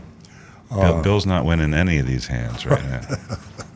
Even the hazard lights didn't work. So here we are in the middle of US 1, busy area, with hazard lights on. The car won't run, and hazard lights don't work. Bill quickly popped the hood while my husband, son, and I ran across US 1 and walked back to the dealership. This could be a movie. This is like a horror movie. Yeah. We didn't feel safe sitting there with traffic flying by. You probably didn't feel safe about running across US 1 either. And it's one or the other. Yeah. We waited for Bill a bit, then left to check out another dealership. They didn't have anything worth looking at, and no one even came out to talk to us. So we headed back to Sunrise Ford. The truck was still in the middle of US 1. I just can't believe this. And Agent Lightning, God bless her. I mean, she goes through this stuff, and for this, she obviously doesn't get paid enough. But I know. Well, either do these guys. Yeah. So the car's still in the middle of US 1. No police there. That's what I got to understand. Where are the police? It doesn't say a lot for Fort Pierce, does it? Fort Pierce, Florida, with Bill and several other guys trying to figure out what was wrong with it. I wish we had video of this. It would just be, you could get it on national television.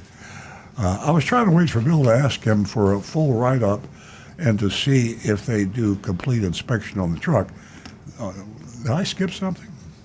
Let me see here. Truck sales. Full write-up. See the. Yeah, no. Yeah. Okay, good.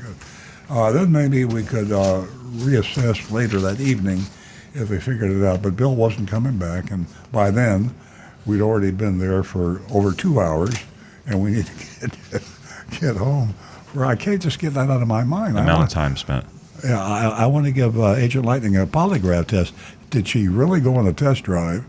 And the car stopped. They couldn't pull the car over. They were in the middle of US 1 in Fort Pierce for 2 hours. For 2 hours. Yeah. Yeah. I was looking on the map. I was seeing other dealerships right by. So Sunrise Ford is right next to Wallace Lincoln, all the Wallace dealerships, Sunrise Volkswagen, Lincoln, Wallace Hyundai, Garber Buick GMC. It's on Car Row right there.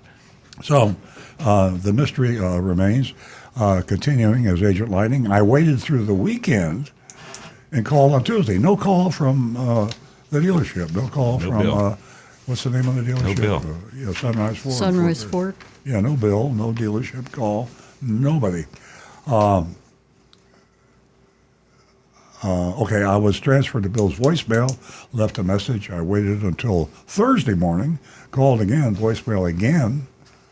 An hour later, I called back and Jillian answered.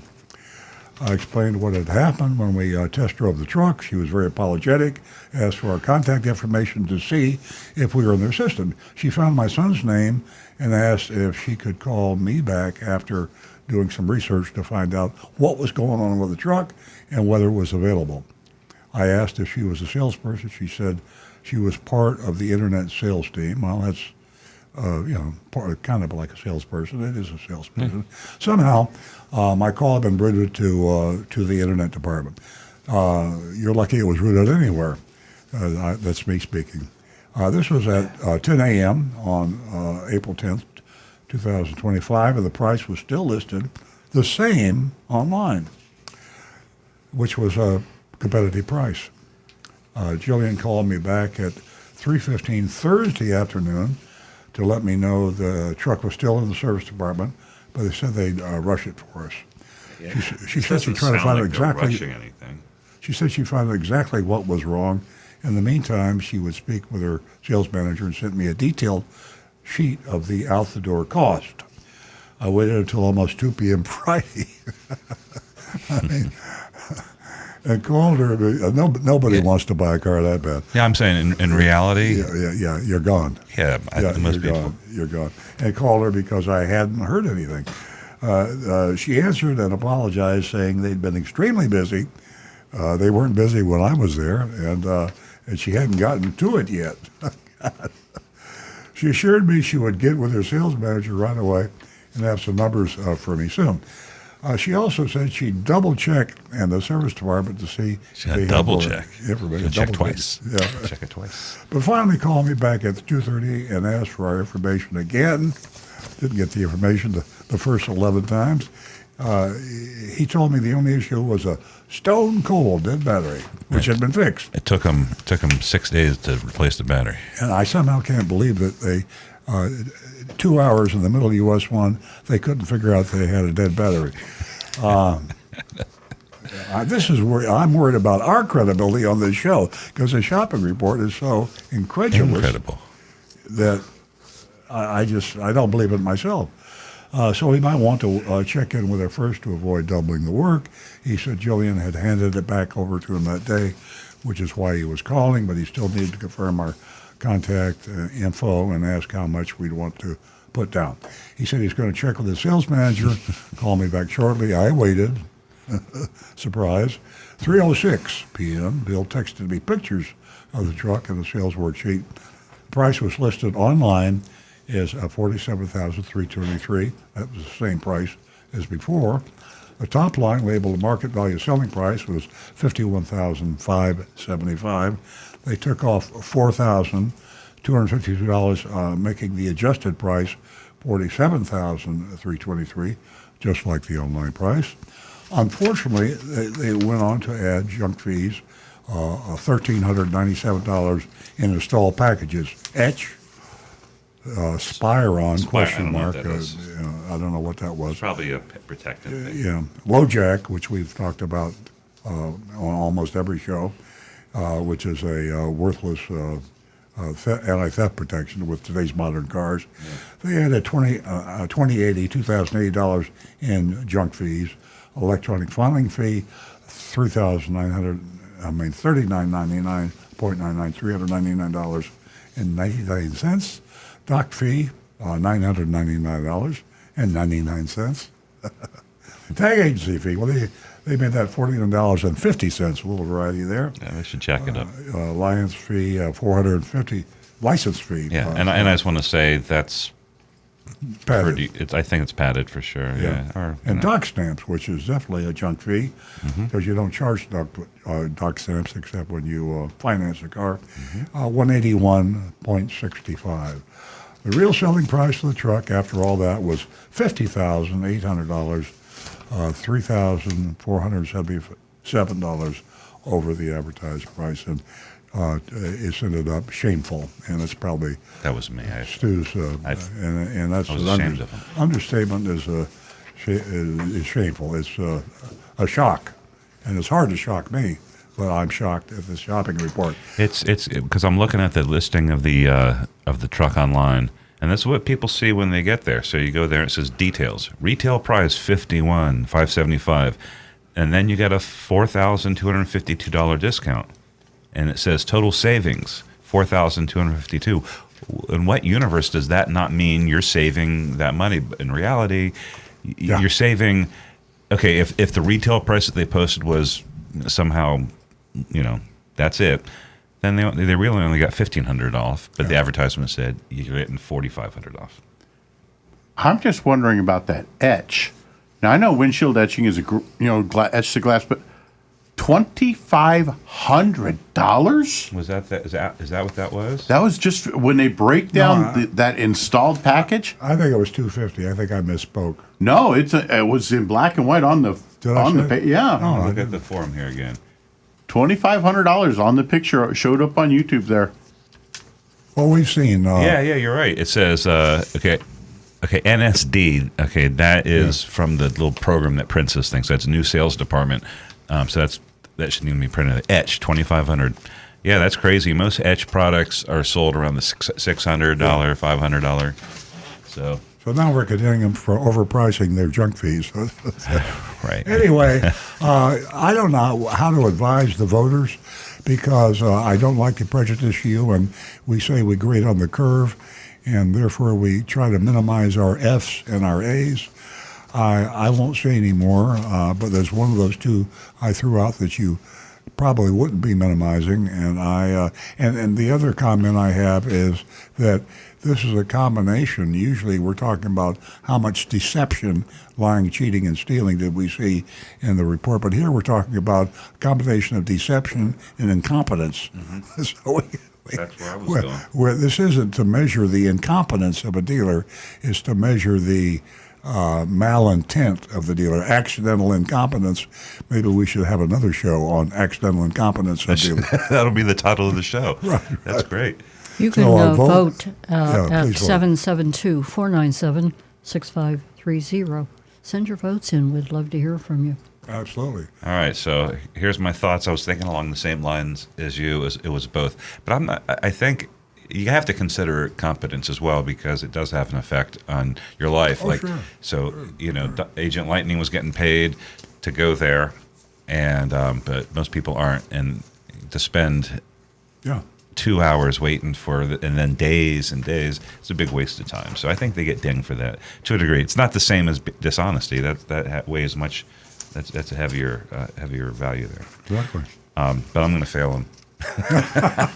I am. It's just like it was a lethal combination. It was a big waste of time for the shopper, and it was it wasn't a waste of time for us, but as a real customer, it would have been a waste of time. And then there's some, I don't know, probably dishonesty. Stu practically never gives an F, and neither do I, and we get very few Fs. So this will be interesting to see. What other reports do we have? Any votes coming in, Rick? Oh, yeah. We'll go for the text message ones first. John from Palm City says, they get an F. The vehicle was traded in for an array of problems. Not worth it. Yeah. And Bob from Maryland says, should be sundown, not sunrise, Ford. This is a major F. How do they stay in business? Dead battery? Did they check for an electrical drain or alternator issue? Yeah, it was a Stay bad truck, away. And we have, let's see, T Cash says, F. If the battery was stone cold dead, how did it start in the first place? Found on road dead still stands true 115 years later. Let me ask you about this. That could that have happened? Like it had a zero load when they tested it, but they still started it at the lot. No, he jumped it at the lot. Yeah, when you jump start a battery, it can start up and run. However, some batteries, if they're really damaged inside, will draw so much electricity that the alternator can't keep up. And then the car will die again. So you've got to replace just enough that to get you battery. down the road and then leave you there. Yes. And T Cash goes on to say, it's time for the sun to set on Sunrise Ford. Dun, dun, dun. Ken Asher says AAA gives you free window etching. What a ripoff. He didn't offer. Oh, yeah, here we go. He says, because you can't grade this car dealer a G, I would give him an F. Okay, over here we have, let's see. Oh, Tim Gilliland says, I do apologize. Please check with me in 6 days for a grade. Where's Tim, man? I'm still waiting on that grade. Donovan says, oh my God, look at those monthly payments. This is an easy F. Oh, I didn't even look at the payments. Johnny C. Fradley says, did they add a AAA membership add-on fee too? Sounds like they're going to need it. F for found on road dead. Tom Seckel, F. Terrible sales experience, ridiculous fees. I'd rather walk on US 1 than purchase from Sunrise Ford. Mark Ryan says F. Mark H says F minus. Almost criminal to try to sell the truck that way. Misaligned headlights, a safety issue. Yeah. Battery drain / check engine light. Buy it and oh, sorry, you bought it as is. Kim Appreciates Life says another Ford dealership equals F minus. Ooh, that was harsh. Folks, I'm usually a softie. I see Rick is. No, it's F from me as well. Join me in the mob. Yeah, this truck was never inspected prior to letting a customer drive the vehicle, and you put customers into a dangerous situation. That wasn't good. Where they're literally having to walk on a busy highway called US 1. You know, Earl and I talked about that this morning on our way in. My goodness, I just couldn't believe that. Yeah. You know, they might have done a perfunctory inspection of that vehicle or a incompetent inspection, or they might not have inspected it. I don't know. Couple others here from Frank at Jupiter Farms. He says, Sunrise Ford is like so many other dealerships with the junk fees. Since the vehicle starts with F, Ford, the grade is F, especially with the lack of curiosity and callback or lack thereof. And let's see. Oh, Steve simply said, Roadrunner Steve simply says, do not go to Planet Ripoff. Right. Beep, meep, beep. meep. Nancy? Well, I see here by my notes that they forgot to put in the market adjustment fee. Oh, they left that out. They forgot the reconditioning fee. I mean, why didn't they just throw it all in there? Total incompetence. Total. That's what I was trying to point out. Anyway, I'm not going to waste any more time. They get an F. I'd give them a Z. I got to go an F too, and this has got to be the worst grade we ever gave any car dealership. Especially Am I from right? you and Stu. No, we've given an F. We've given Fs. But not this many Fs and not much. Oh, a unanimous F? Not You're probably right. I can't think of a unanimous. And not the emotion with the F. Right. I mean, it's also it was our listeners. It was drawn out of them. That was. Yeah. We could start a new it thing. angered people. We could do a new thing on the website. The worst car dealership ever mystery shopped. Well, I need to go. You know what? the Napleton? Yeah, I don't know about that. We're Well, getting Napleton probably would have been up until now. So Napleton gets a lifetime achievement award. Yeah. I wish we don't record the votes. We just have the final grade. Well, we'd have to go back and watch the old. Yeah. Actually, we could probably get the transcripts and then run it in ChatGPT and say, find us the show that we're. And by the There you way, go. this is owned by a woman who I've never heard of, and I can't find the name of it, her name. But it's a family that I have never seen own any car dealership, and they own several car dealerships. So we need to, if Stu can find that, well, before we have to say goodbye. We got 2 minutes. And Mark H., he recommends combat pay for Agent Lightning. Yeah, Boy, I'm telling absolutely. you. Yeah, hazardous duty. Combat. Yeah. Yeah, for She sure. kind of deserves a bonus for this Bulletproof one for this vest. week. Yep. Yeah. Armored car. Absolutely. Okay, folks, I see by the clock that we're out of time. Thank you so much for joining us here at Earl on Cars. We'll be right back next week, same time, 8 a.m. Stay tuned. Have a beautiful weekend.